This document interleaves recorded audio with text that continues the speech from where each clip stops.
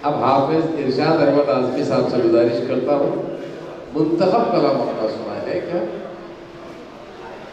अपना मुंतखब कलाम सुनाए, सभी शोरा से मेरी गुजारिश है। और अस्सलाम वालेकुम। मैं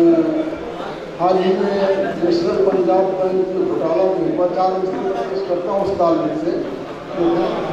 कि आंसुओं से खुद को धोते रह गए, आंसुओं से खुद को धोते रह गए,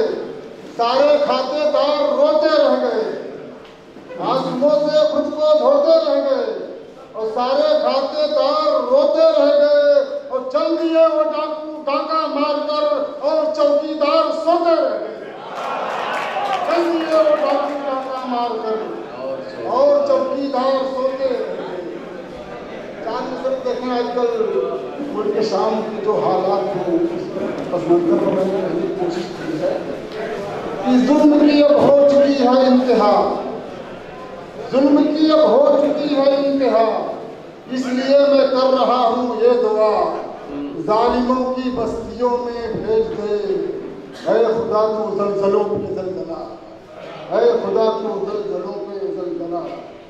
चार मिसरे पेश करता हूँ उर्दू के ताल्लुक से कि अपने लहू से सारे चमन में बहार है, अपने लहू की फूलों से खुशबू न जाएगी, उर्दू से जिसको बैर है वो छोड़ दे वतन, लेकिन वतन को छोड़ के उर्दू न जाएगी।